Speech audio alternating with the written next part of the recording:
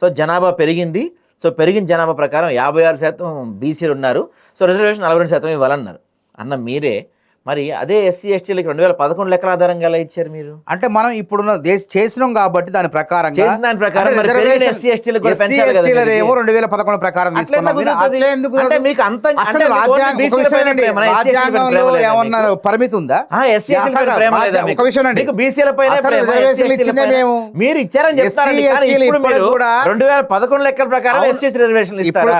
ఇప్పుడు జనాభా లెక్కల ప్రకారం ఎస్సీ ఎస్టీ రిజర్వేషన్ల విషయంలో వాళ్ళకు 2011 లెక్కలు మనం చేసిన కులగణన ఓన్లీ బీసీల కోసం చేయాలి. అన్ని కులాలను చేసిన అన్ని రిజర్వేషన్లు మొత్తం 57.33% అవసరం లేదు. ఎస్సీలు ఆల్రెడీ రిజర్వేషన్ కొనసాగుతున్నారు. వాళ్ళు కొనసాగుతున్నాయి. అసలు చట్టసభల్లో రిజర్వేషన్ లేవు కదా స్థానిక సంస్థల వాళ్ళకి. ఇప్పుడు పెంచేది మన వాళ్ళకి కూడా ఎస్టీలకు ఆల్రెడీ ఇప్పుడు ఎస్సీ నియోజకవర్గాలు ఉన్నాయి, చట్టసభల్లో స్థానిక సంస్థల్లో ఉన్నాయి. ఇప్పుడు చేయలేదు, కేంద్ర ప్రభుత్వం చేయాలి కదా.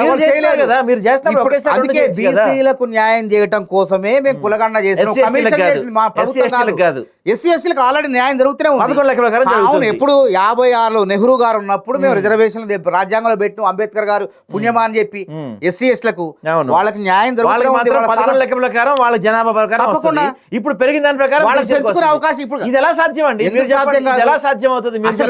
ఇప్పుడు పెరిగింది బీసీలతో పాటు ఎస్సీ ఎస్టీ పూర్తి చేయిస్తే బాగుంటది.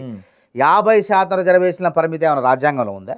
ఎవరు చెప్పారు అసలు? సో మీరు చెప్పారంట రైట్. మొన్న హైకోర్టు చీఫ్ జస్టిస్ ప్రతి అంశాన్ని రాజ్యాంగంలో రాయని అవసరం లేదన్నారు. ఎందుకు భలేగా అంటున్నారు బరాబర్. ఎందుకు మరి ఆ ఇందిరా సహాని వర్సెస్ కేసులో 92లో 9 మంది జడ్జిలు ఏం చూసి ఇచ్చారు తీర్పు? అంటే వాళ్ళేనా రాజ్యాంగాన్ని ఎవరు చేయాలా? పార్లమెంట్ ఏమొచ్చింది? అది మన విద్యా దాటిందని ఆపేశారు. అదే ఎట్లా ఆపేశారు? ప్రామాణికం ఏంటంటే సుప్రీంకోర్టు తీర్పు. సుప్రీంకోర్టు అదే సుప్రీంకోర్టు ఎట్లా ఎవరు చెప్పారు? రాజ్యాంగం చూడాలి కదా.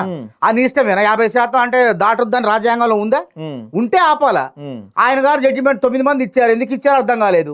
మరి వాళ్ళంతా వాళ్ళ మనస్తత్వం ఏదో తెలియదు మనకి. ఇందిరా సహాని ఇచ్చిన తీర్పు అది తప్పే. 100% రాజ్యాంగంలో ఉంటే చెప్పారు. రాజ్యాంగంలో రిజర్వేషన్లు 50% దాటొద్దు, పరిమితి దాటొద్దని ఉంటే ఆ తీర్పు సరైనది అయింది.